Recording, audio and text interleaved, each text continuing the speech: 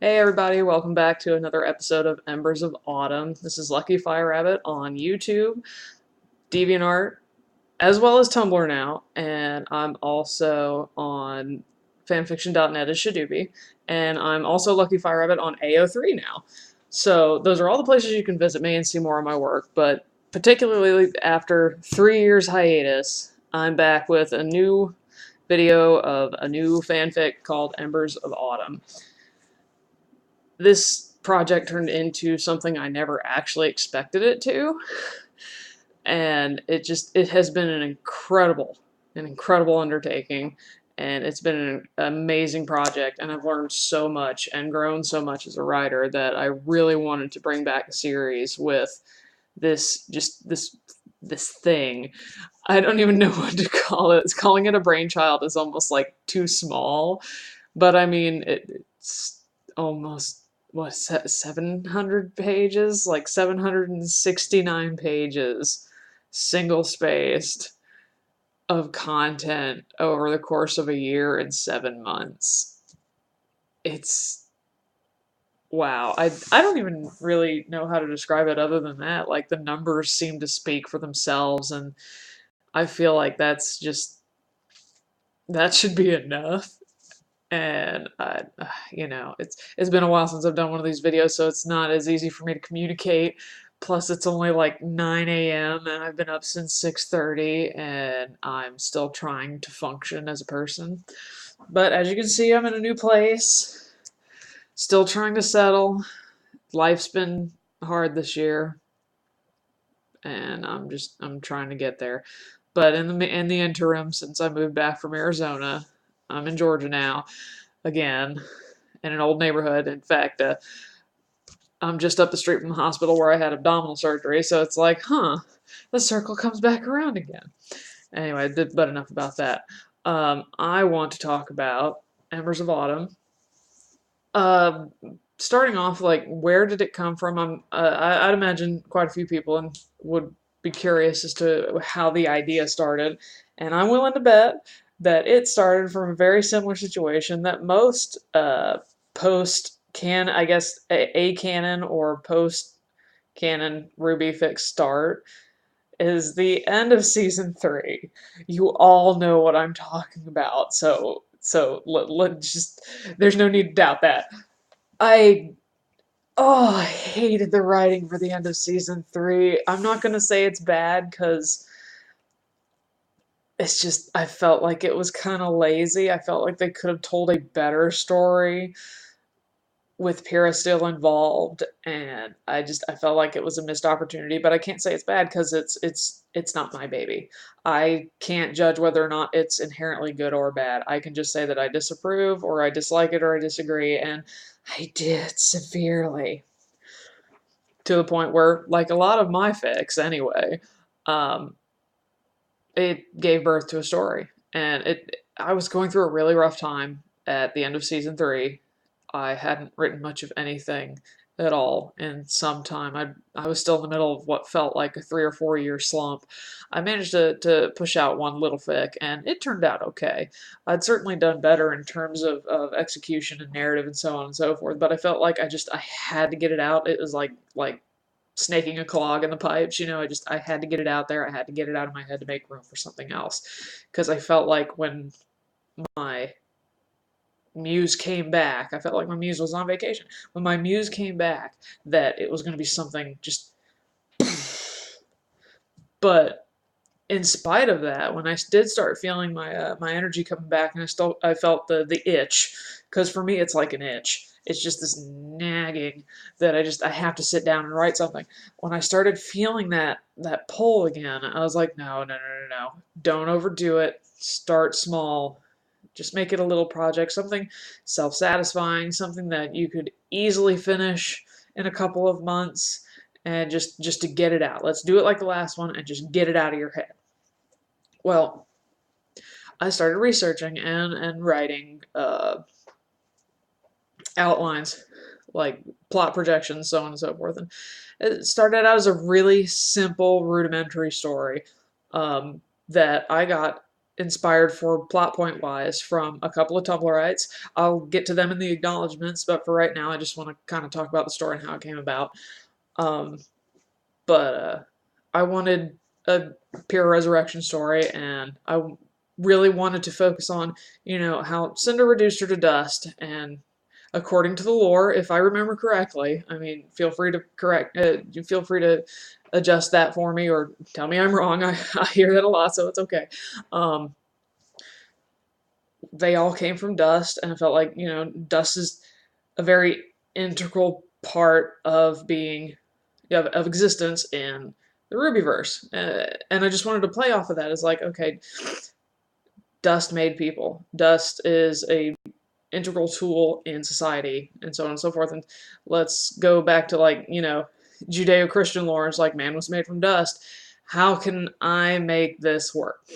And I got a lot of inspiration from some of the Grimm themed artwork. Razinex on Tumblr did some Grimm Piro work, and I was like, hey, that's pretty cool, but let me see if I can do something to. She greatly influenced the Grimm Piro design that I made, the Manticore design, which Manticore was actually going to be the working title for Embers, and I was like, this. As I got later on in the process, I was like, this is too limiting a title. This doesn't say nearly enough about what the story could contain.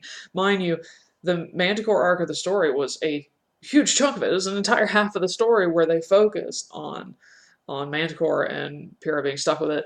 But I felt like it wasn't enough. It didn't fit. So, but I'll explain where the title came from later. But as I started getting into the research, it's like, this story doesn't work. This story is too limiting, and it's not entertaining me after a point. And once it stops entertaining me, then I was like, nope, I'll stop. We have to look at this again. So, I mean, the original story was going to start around where chapter 30 happened. I was going to do an introductory prologue where everything was set up. Like, Team RWBY was back together, Team Ranger was with them, Crow, Glinda, all this. They were going to go to Menagerie. They were going to encounter Pyrrha as the Grimm, or at least encounter a way to get beyond the mirror. Or at least in the show, I interpreted Salem dwelling outside of reality, because her dwelling was very much unlike anything we had seen in world at the time. So I was like, no, this is not the same place. This is not Remnant. This has to be something else. And I now that I've gotten more information from the show and watched the new seasons, it's like, okay, maybe I was wrong, but that's beside the point. That's one of the great things about fanfiction. It doesn't matter if you're right or wrong. It's just about what works for your story. And Salem being separate dimensionally from the rest of the cast worked for my story. Unintentionally. But because Baron just came so late in the actual writing process, there was like little plot bunnies for her back here. She's like, you need to put in a huge, big, bad, evil monster. You need to do that. You love those stories. Write that. And I was like, I don't wanna. But a lot of the story was a whole lot of me saying, I don't wanna, and my hands saying, but what if I do? So, as a writer, sometimes you just have to let your hands do it and just help them along, like the rampant, wild children that they can be. But anyway, back to that. There was going to be a time skip. There was going to be the prologue and setting up all the characters the way they needed to be set up, and then there was going to be a time jump of a couple of years. All the while, Grandpierre is like just totally fucking up Menagerie and burning it to the ground, and it's the worst ever, and it's awful, but like only vaguely so, because this was going to be a self-satisfactory piece, so I wasn't planning on putting nearly as much effort as I did into it. But yeah, so they wind up in Menagerie. They figure out a way to get into the same dimensional what the fuck ever as Salem, and there they were going to fight Salem, Cinder, Emerald, and Mercury. Mercury was going to bite it. Salem was supposed to die immediately. That was going to be like within the first couple chapters. Salem was just going to bite the big one and be said and done with, because I didn't have any plans for her. I didn't want any plans with her. This was going to be an Arco story. at its core, it was going to be nothing but self-satisfactory Arco story. That totally didn't happen the way I expected it. But, Sam was supposed to die. Cinder was supposed to fake her death. Mercury, I don't rightly remember because this was way too long ago. This was easily 2 years ago now since this version was born. And Baron was supposed to take up residence in Emerald. And though that still happened, this was supposed to be at the very beginning of the story. And I was like, how is it? The more I thought about it, I was like, how do I make this work?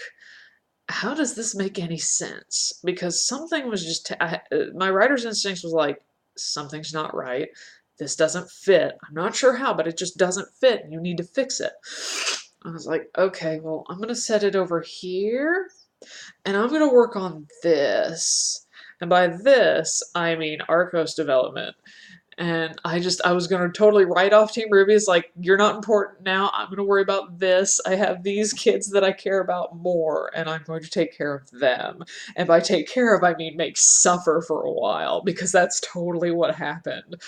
I hurt these kids so bad, and I really feel bad about it, but then I realized, God, it's good writing. It's so entertaining to watch them cry, and God, they cried. I thought that was an element that I thought was actually really important, was to make the characters cry, to make the characters have feelings to the extremes. Like, especially the female characters or the female identifying characters, I felt like they desperately needed to emote because I feel like in general media doesn't like it when women emote too much because we're over emotional and etc etc. It's like, bitch, please, we have feelings, get over it. So like having these strong female characters cry, or these strong male characters cry, like when Jean broke down, in front of his mom in the Warren in a later chapter. It's like I felt like that was super important. Or even like Ren going through his depressive episode, that I actually got a lot of great positive feedback about, when him and Nora are just trying to function at Schnee Manor to the point where that just getting up and getting clean is a problem. It's just, I felt like it was just so important that they express their depression and their pain and their loss and everything, because I don't feel like the show has done a good job at all at expressing how Ren and Nora, specifically Ren and Nora, feel about Pyrrha's loss and feel about their situation. I just feel like they're really missing out on character development with them in particular in the show, and I wanted to adjust that. A lot of times when I take up a fan fiction, I feel like it's my personal duty to do what the show isn't doing, and character development and emotional progress and telling an emotional narrative for each character I felt was super important for the story, because it just, I needed there to be more to it than just Arcos, in spite of the fact that that is the sole reason why I set out to write it, is for to get my Arcos fix. And you'd think with that in mind, I wouldn't have taken so damn long to get there, but I super did. But I mean, I left myself little breadcrumb rewards as the story went on, especially after the end of the first act, them interacting and so on. But I'm getting away from myself. My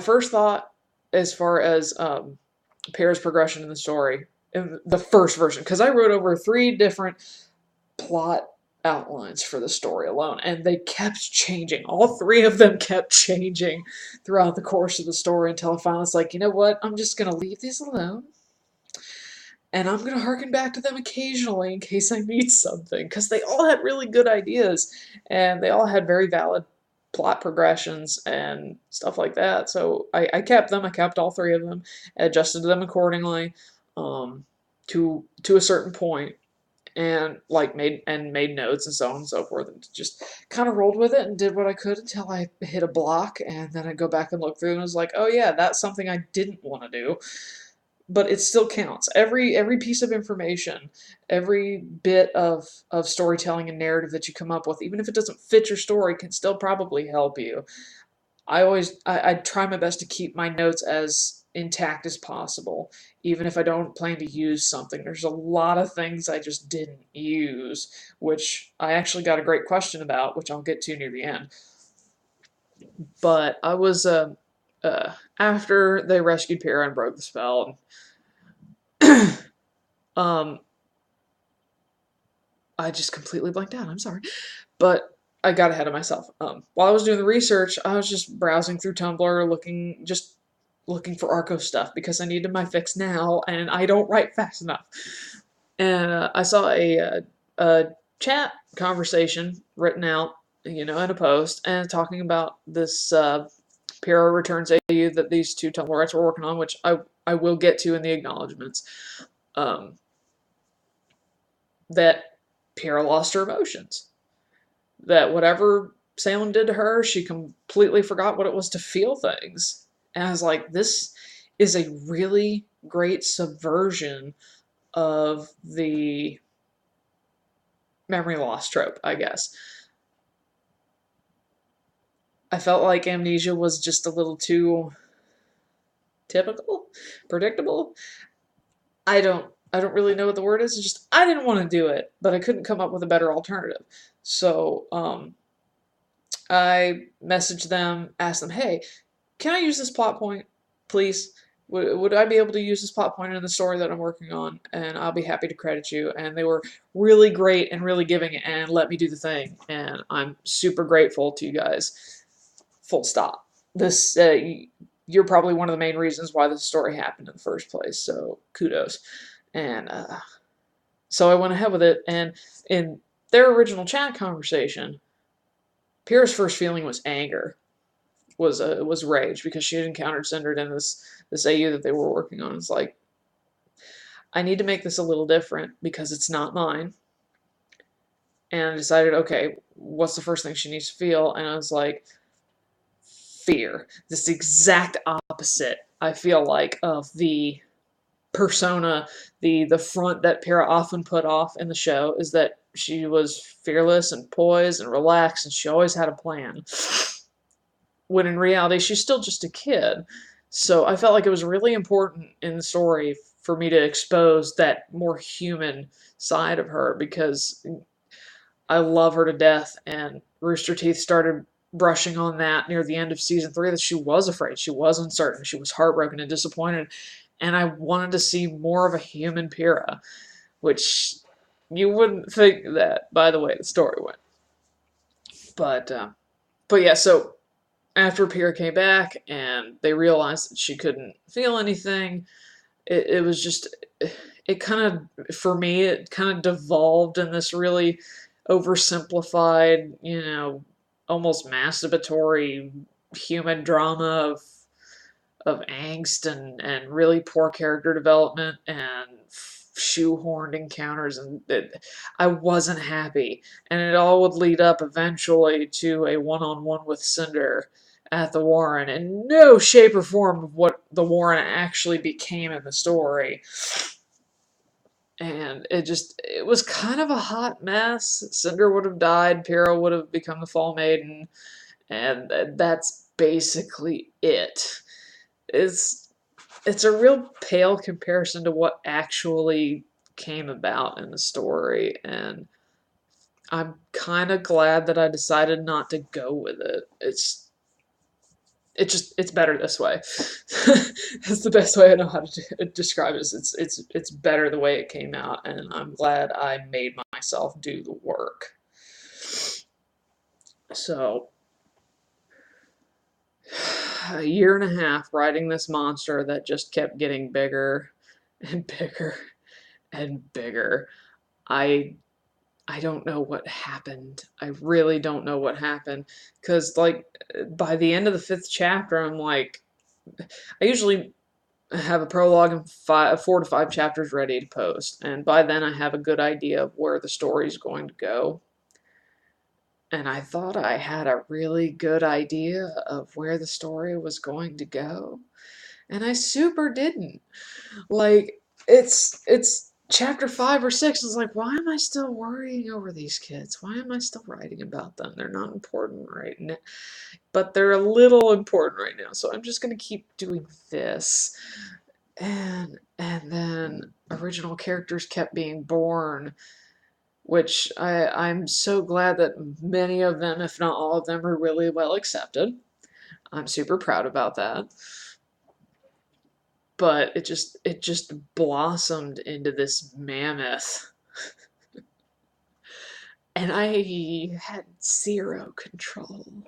I accidentally a whole 2, 3 novels. It's like, what?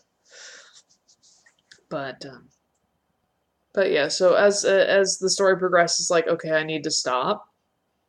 I need to take a step back, and I need to start world building before I write any more. So I designed some of the progenitors. I mapped out places that the groups would go. I worked on some more notes and plot points for my notes, and started working on lore building because I was going to need that later because I can't stop myself. And then I continued on, hoping against hope that everything would fit. And all the while, I'm still getting that nag, like, you need a big nasty monster. You need a devil to your god. And I was like, no, I don't. Leave me alone. And it happened anyway. The concept and design for Baron and Zerline. Um, Of course, Zerline came first around the same time. I designed Ma Bernard, that is Glinda, Gypsy, and Salem's mother, around the same time, appropriately enough.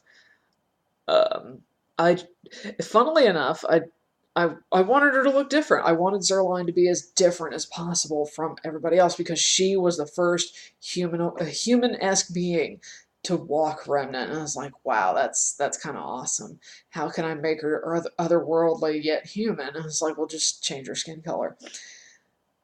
And please don't take that as me thinking people that aren't white are otherworldly. That's not at all what I meant.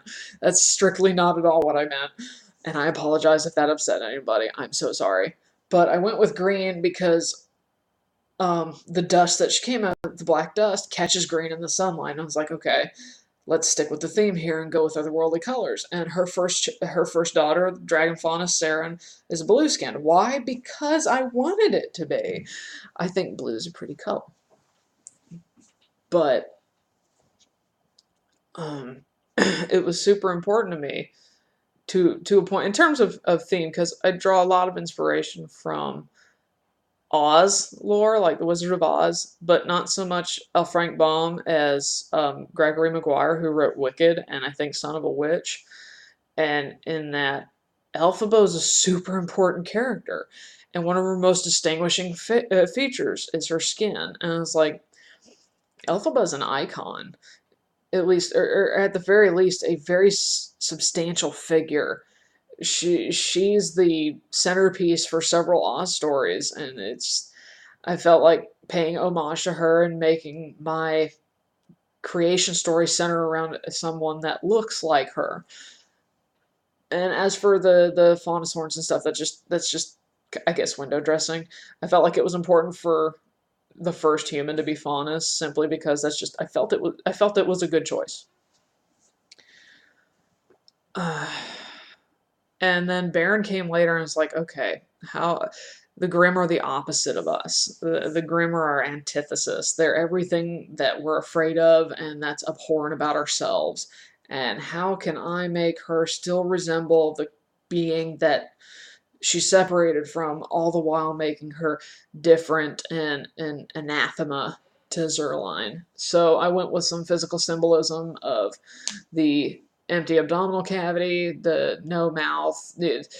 It's a non-productive figure. It doesn't produce sound. It doesn't produce offspring. It's an unnatural color. The eyes are an unnatural color, and there's an asymmetrical amount of them. And the horns are not soft. There's nothing soft about her, and all she can give off is the ooze and more awful grim creatures. And in a way, she's both like and unlike Zerline in that she is magical. She can use magic. she can produce offspring, but not in the tradition, not in the natural way. So it's not so much that she is anti-Zerline, it's just she's anti-creation, but also at the same time anti-destruction. It's weird. I don't know how to decipher my own thoughts sometimes. But I'm tripping over my words again. Baron was a very late game introduction, and I think that's actually came to be a positive thing. Because sometimes the best monsters are saved for the very end of the story. And I feel like I was able to execute her really well in terms of presence and in terms of potency and narrative in the narrative sense. She had a lot of narrative weight at the end, to the point where I felt like at times it took away from Cinder and Neo, and I feel like that was a bit of an accomplishment. Not so much that I could create a figure more imposing than Cinder, because I mean, shit, she's 10 foot tall and bulletproof in some cases, at least the way I wrote her anyway.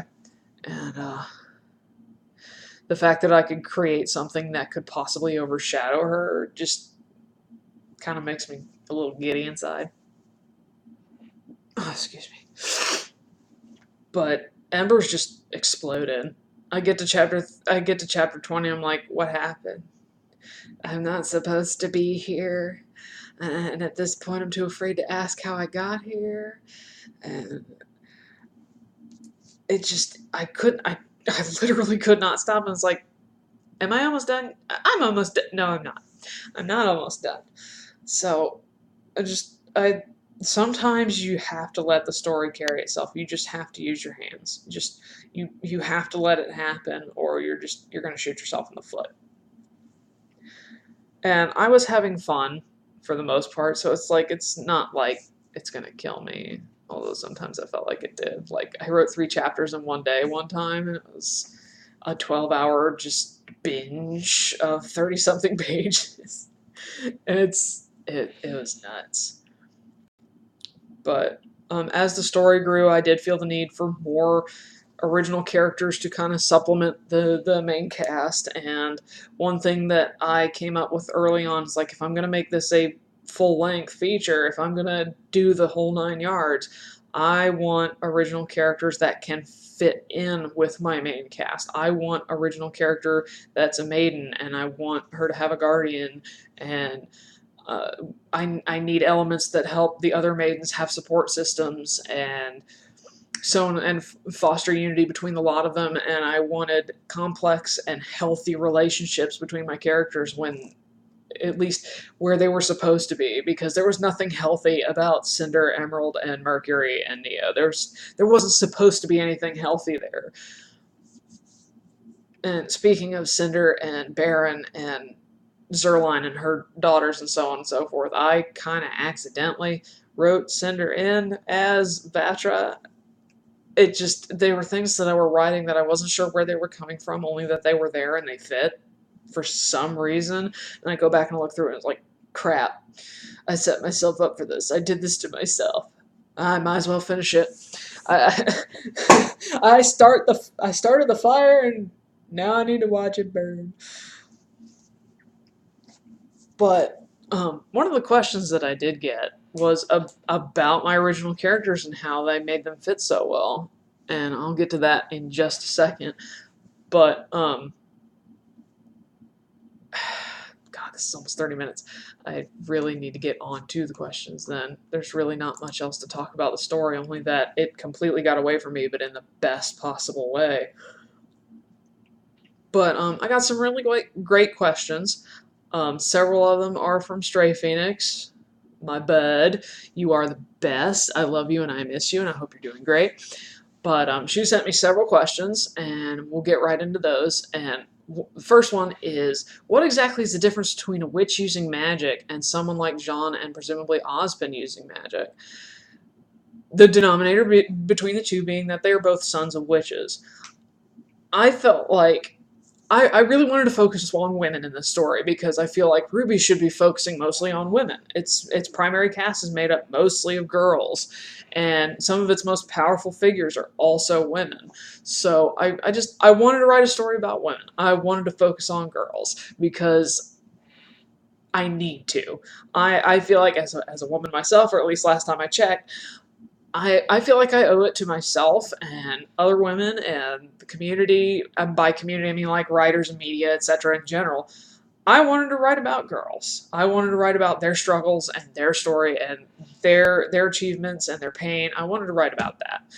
But I didn't want to leave guys out because they're still part of our world. I didn't want them to have all the attention, but I wanted to have a due amount in my eyes. Since it's my story, my eyes are the only ones that matter. But Sons of Witches are inherently magical according to my lore, but it's more so a passive thing. Whereas Ozpin, he's a special case because he was Zerline's only son.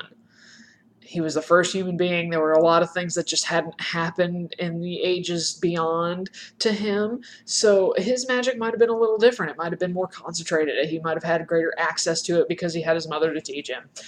But it's mostly passive. With Jean, it's also different because he was his mother's focus, so he didn't have direct access to it either. And by the same token, it might have been why he was so late getting attached to his aura and why using his semblance is so difficult and potshotty. But it's more passive, it's more integrated. My original idea was that Sons of Witches were meant to act as a balance to their mother. So like if shit got really bad with a witch, then her son would have been able to come along and mitigate some of the damage, if possibly stop them, if not at least, absorb some of the blowback and make it less worse. Like with, excuse me. But yeah, Jean's ability to create a shield could have spared a great amount of destruction from his mother if his mother ever lost her shit. And for all of you Gypsy fans out there, it would have been a bad day in the neighborhood if she had just flipped out. Next question is, here we go. How exactly did you come up with such good OCs? Because I love damn near all of them. Starting off, I did my research. I spent hours and hours on articles talking about how not to write people of color, how not to write disabled people, how not to write trans people. Because a lot of people, it's not so much how you write them, it's how you don't write them. That's super important. And I really wanted to focus on that. I really wanted to make a genuine effort not to contribute to a rampant problem of misrepresentation and harmful narrative. I wanted to stay away from that as much as possible. But by the same token, I had to make sure not to let that be my only focus so that I could write them as being people. Because I feel like that's like neck and neck with avoiding misrepresentation is writing them as human beings.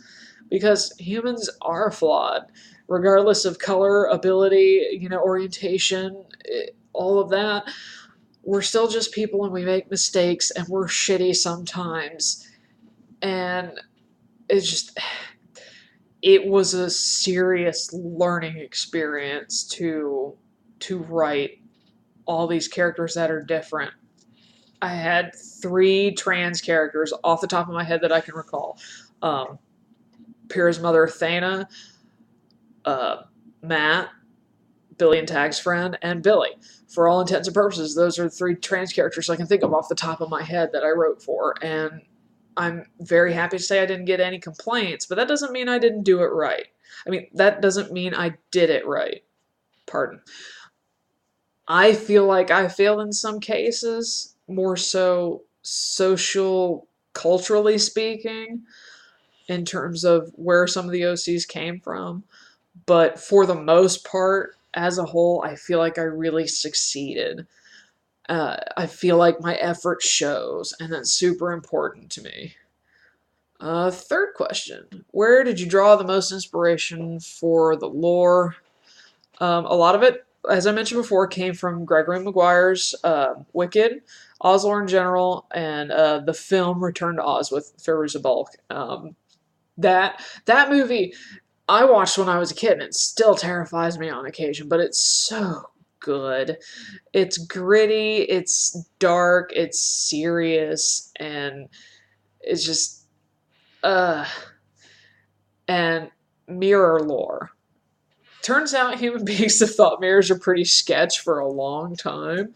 So I thought, this is going to be great. I have so much room for stuff in terms of what I can do with mirrors because there's so many different things that people thought about mirrors, like path to another world, you can steal your soul, your doppelganger reach out and try to kill you, and so on and so forth. It's just great.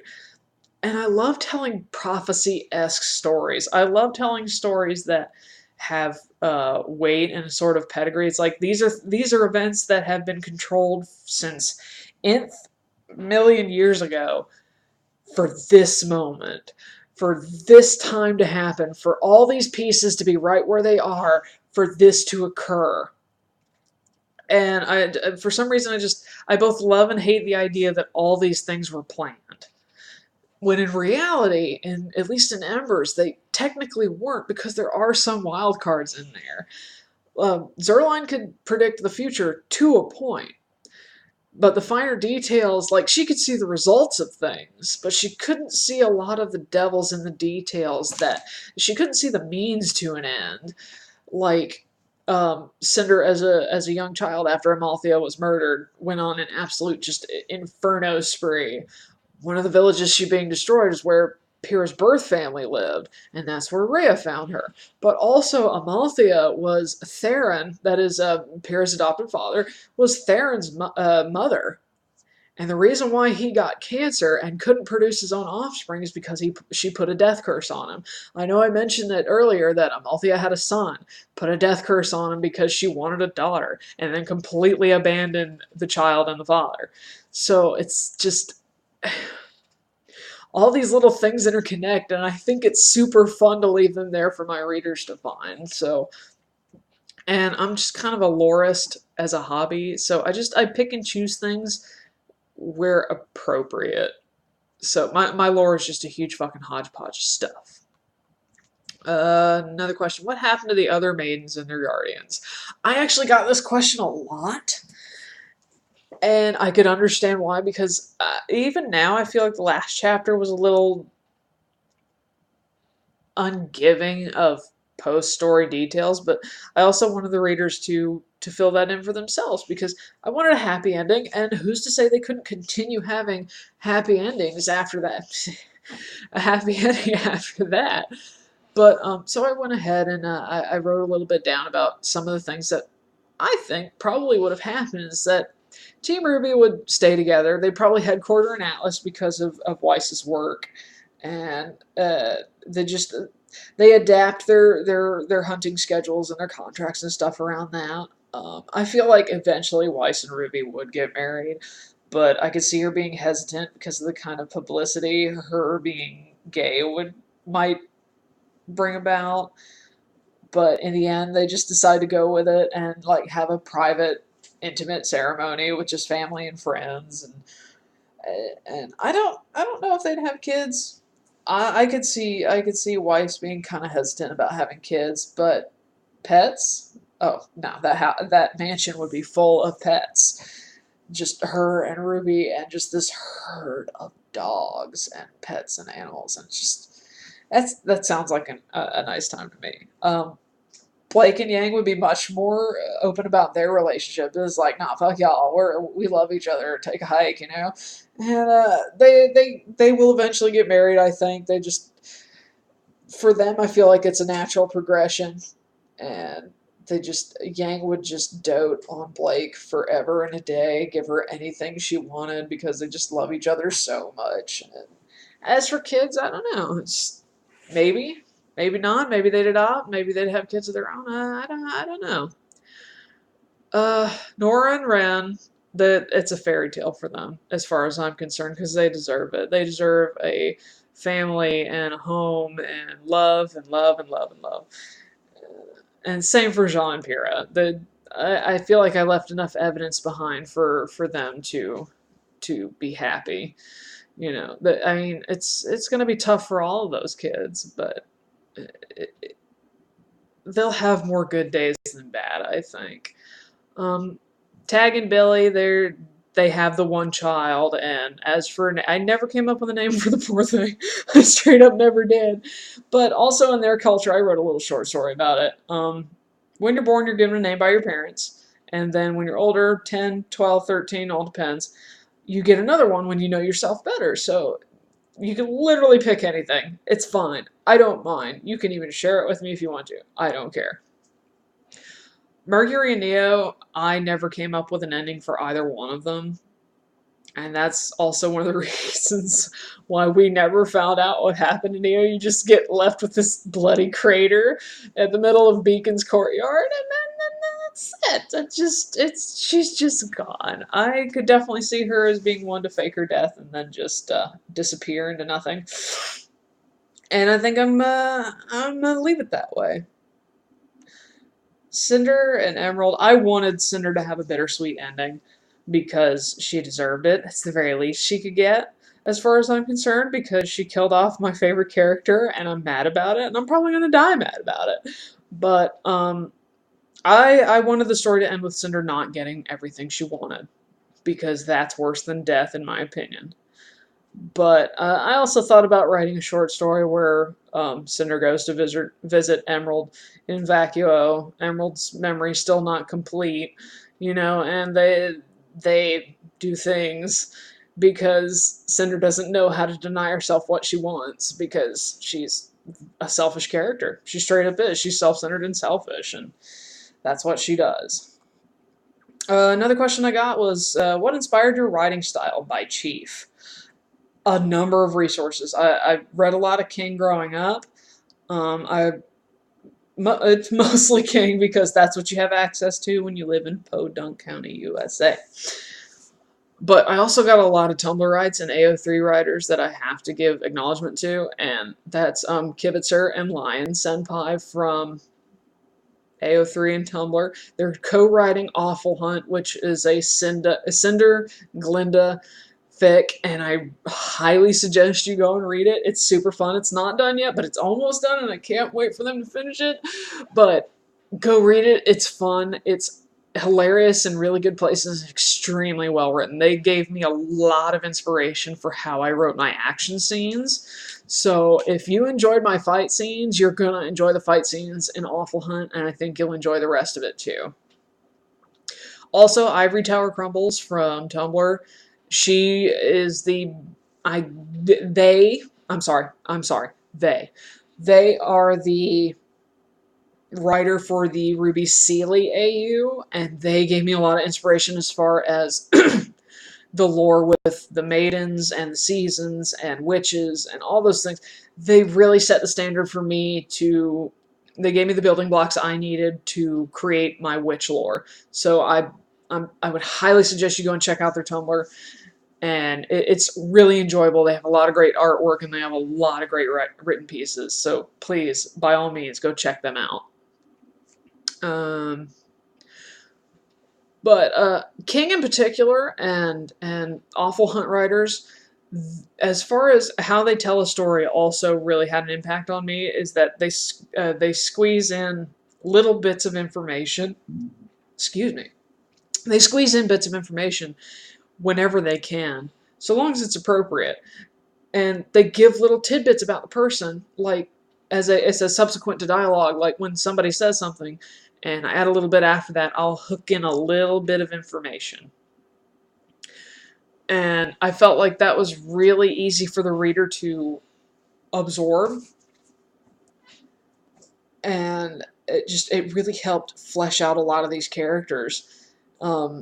Like about Pyrrha being touch-starved, or also about Tag being touch-starved. She's highly socialized and she hates being alone.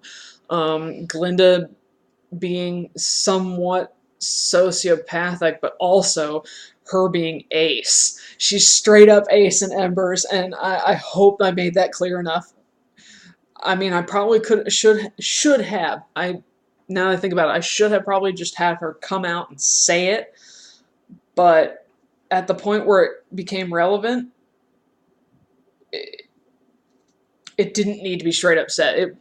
It wasn't right dialogue for the moment. So I made sure to put it in relatively plain English as a follow-up to the statement. So yeah, in Embers, she's straight up ace. Like, I don't even know if I don't know if she's Arrow or not, but I could definitely see that being a possibility. But yeah, Glinda's ace, spread it around.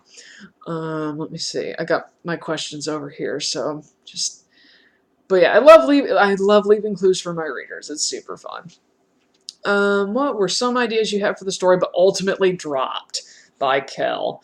This was super fun to answer because I had a lot of silly ideas, but I didn't drop nearly as many as you'd probably think, though. But let me see, where did I have the thing here? Killing Salem right off the bat was dropped, obviously. Um, Let me think, what was something else? Another idea that I had that my husband even ran off by me was that I was thinking of having Zerline reincarnated as either Mab or Gypsy. And I was like, that left a bad taste in my mouth. Sometimes my instincts will tell me when something is straight up bad or lame or you shouldn't do the thing, and usually I listen. And I felt like, no, I have made Gypsy the most powerful witch on the planet. She doesn't need the extra ammo, and Mab's not important enough to the story.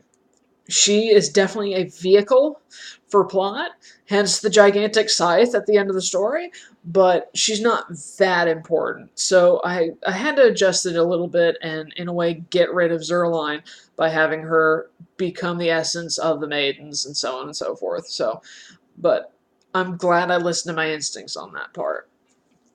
And another idea I had is I wanted the kids, Ruby and Junior and so on and so forth, to spend a night in the menagerie and jungle, like with Tag and Billy's people, and have Weiss eat iguana without knowing what it is, and Yang just absolutely have a fit about her doing that. It just never came up. I never had the time. I didn't, and when I did have the time, I felt like, you know what, that's not necessary. That's going to break up the narrative. I'm just going to go with the original idea. I also wanted Cinder and Pyrrha to face off one-on-one, which I still did, but not to the degree I would have originally. I set it up in a way that it worked much more smoothly the way that it came out than uh, than what I had planned to start with.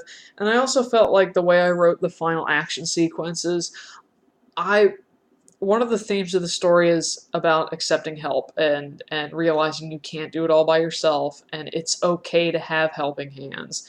And I felt like I felt like Pyrrha going after Cinder with her whole team, though they got separated, um, was really important, especially for her character, because she felt so much like she had to do everything by herself in the show, and that's super unhealthy.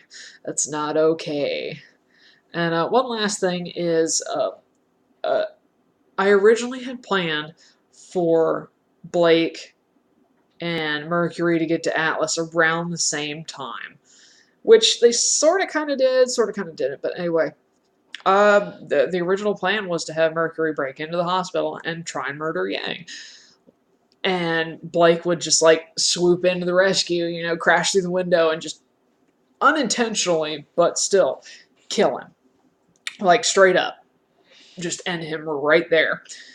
Which, I mean, it would have served the same purpose as it did for the rest of the story as in accordance to what happened to him, but then I realized, Blake has enough baggage. She doesn't need anything else. And she's got enough to deal with her, at that point in the story, she has enough to deal with in regards to her girlfriend.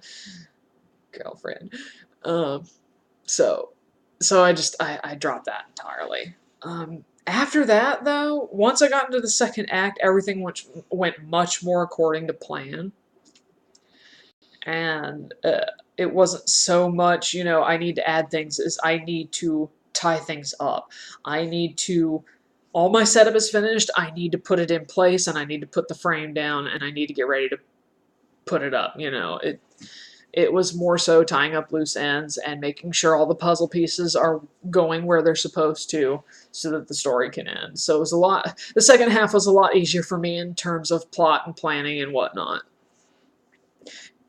And it's just, I finally got there. Almost 70 chapters, but I got there. So let me get to these acknowledgments and then we'll wrap this up. Stray Phoenix, also known as Fire on All Wires on Tumblr. She is amazing. She has been such a good friend to me. She helped me birth the Huckles and the giant catfish grim Mudbutt. She was she she was the other half. She helped me pick a name. She helped me get my shit together about it. She has been a great rubber ducky for times when I don't have anybody to talk to and I need someone to bounce ideas off of, because years ago when I was working on this, I just did not have access to somebody I could talk to, and she was there, and she was so patient and understanding, and she was a great reviewer to start with. She fell in love with my characters, and that just made it all the easier for me to share with her. And turns out she's a wonderful person, and I God, I can't thank you enough, dear. Seriously, I miss you, and I hope you're doing good. Cantorus on AO3. They have been a consistent reviewer and reader, and they've been wonderful in the fact that they have never withheld objective criticism from me. If I made a mistake, if I misspelled something or used the wrong form of a word, or if something didn't fit the narrative, they were sure to tell me, and I can't even begin to tell them how much I appreciate that, because the only thing I got less than comments on Embers was objective criticism, and that's something I desperately need as a writer, because I need to know if I'm fucking up. So, thank you. Thank you, Cantorus. And you're a good writer yourself. I wish you would write more. I enjoy your work. I really do. And thank you. And I appreciate you. Anrexer on Tumblr. They're amazing. They still keep up with me. They still are attached to all the AU work I'm doing for Embers. Yeah, AUs for AUs. What happened to my life? They reblog my work. They reblog my art, my text. They keep in touch, and they're a joy. They really are. You should go check them out on Tumblr. They're super fun. They're a good person, I think, and they're a great fan. And I'll never forget you for what you've done for me and for this project. Thank you. Red Fox of Shadows on Tumblr. Dude, you're like Batman. I don't hear from you a lot, but I hear from you when it mattered. You know, when it matters, you were there, and you always had something encouraging and grounding to say to me, and thank you. I don't know if you realize how much of an impact you had on me during the project, but I'm gonna tell you now, it was super important. You're just as valuable to me as anyone else as I've listed on this video. Your contribution was invaluable, and thank you so much. And last but not least, of course, Wiz the Wolf and Weisspresso on Tumblr. They were the parents of they were the parents of the theme. They were the ones that came up with the idea of Pyrrha losing her emotions, and they were kind enough to let me use it. So if you're ever on Tumblr and you run across them, just, drop in and tell them thanks from me. And, it's just, they were a cornerstone of the foundation. So if you get a chance, just tell them thanks, or just like their blog or follow them, whatever. That's it. That's Embers. Oh, that's right. I never explained it. I thought about it. Pyrrha reduced to ashes, and I felt like, at least it seemed like to me, the tournament took place in the fall, judging by the episode where Jean and Pyrrha talk seemingly for the last time. I hate you, Richard. You're a jerk. But the autumn leaves on the ground and everything. It's like all that's left of her was Embers, and it's the fall and Fall Maiden. So that all kind of linked together. It's like Embers of Autumn. That sounds fitting. It's sound fitting because embers get fanned into a flame, and there's just as much creation as there is destruction and fire. So I felt like that was much more fitting than Manticore. Eh, You know, but yeah, that's it. I don't have. I still got Wild Hunt in the wings. I'm slowly but steadily working on stuff for the my Supernatural Werewolf Arcos AU thing, and a lot of characters from Embers are going to be making appearances in Wild Hunt, like Gypsy, because I'm sorry, that's his mom now. John's mom is a majestic rabbit faunus woman with beautiful black skin, and nobody can convince me otherwise. And but I'm still working on it, and I still have other projects I'm doing. But from now on, it's just going to be little things for Embers because I think it's finally time to put it to bed. It's it's been fun. I had such a good time, and I finally feel like my muse is home to stay because of this project. So thanks everybody who contributed, for everybody who commented and reviewed. Thank you so much, and I'm so deeply appreciative for all the support that I've gotten, and for the people that have managed to come forward and tell me that I have inspired you to continue honing your own craft, or just inspired you to do whatever. I'm glad I could do that for you, and I'm glad that all my effort meant something to somebody. So this is Lucky Fire Rabbit. You can find me on AO3, fanfiction.net, DeviantArt, and Tumblr. And I'm also Shadoobie on fanfiction.net. And this was another episode of Ask the Author for Embers of Autumn. Thanks, everybody.